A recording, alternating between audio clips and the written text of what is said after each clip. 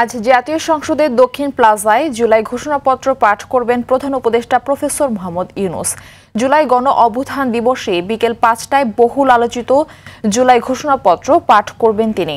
জুলাই যোদ্ধাদের নানা বিষয়ে প্রাধান্য পাবে জুলাই ঘোষণাপত্রে। গণ অভ্যুত্থানের সকল পক্ষের উপস্থিতিতে এই ঘোষণাপত্র পাঠ করা হবে, যা বাংলাদেশ টেলিভিশন অনুষ্ঠানটি সরাসরি সম্প্রচার করবে। এছাড়া বেলা ১১টা থেকে মানিক মিয়া এভিনিউয়ে আজ ৩৬ জুলাই উদযাপন শীর্ষক অনুষ্ঠানটি শুরু হবে।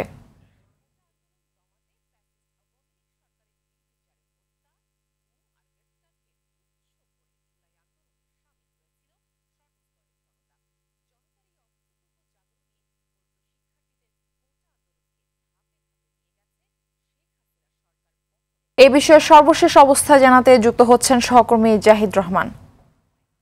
জাহিদ, মানিক মিয়া এভিনিউতে দিনব্যাপী কি কি অনুষ্ঠান আয়োজনের প্রস্তুতি রয়েছে জানাবেন।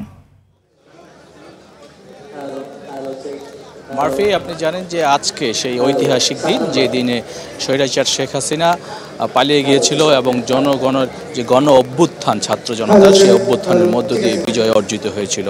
আজকের দিনটিকে উদযাপনের জন্য সরকারি ছুটি ইতিমধ্যে পালিত হচ্ছে এবং সারা দেশেই বিভিন্ন কর্মসূচি পালিত হচ্ছে। ইতিমধ্যে আমি মানিক মিয়া এভিনিউতে যেখানটা দাঁড়িয়ে আছি, সেখানে আপনার গণজাগরণের যে অনুষ্ঠানমালা রয়েছে, সেই জুলাই গণজাগরণ অনুষ্ঠানমালা, সেটি কিছুক্ষণের মধ্যেই শুরু হবে এখানে।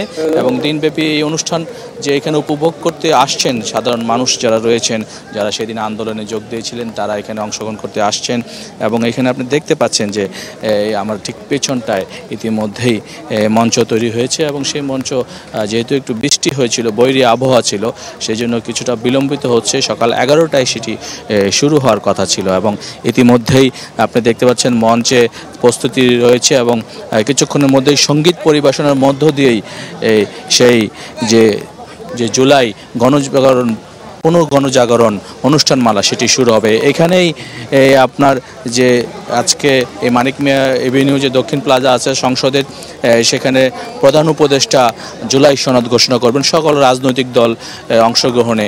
এবং ছাত্র জনতার যে গণ অভ্যুত্থানের মধ্য দিয়ে যে বিজয় আজকে অর্জিত হয়েছিল, সেই অর্জিত বিজয়কে আজকে উৎসব হিসাবে আজকে পালন করছে গোটা জাতি। এবং আপনি জানেন যে বিগত সময়ে যে স্বৈরাচার শাসন আমলে যেই মানুষ খুন হয়েছিল, সেগুলো মানুষ স্মরণ করছে শ্রদ্ধা ভরে। এবং যারা আত্মত্যাগ দিয়েছেন জুলাইয়ে, ৩৬ জুলাই আজকের দিন, আপনি জানেন যে ৩৬ জুলাইয়ের এই দিনটি স্মরণীয় করে রাখতে আজকে নানা অনুষ্ঠানের মধ্য দিয়ে আজকে কর্মসূচি পালিত হচ্ছে। মারফি।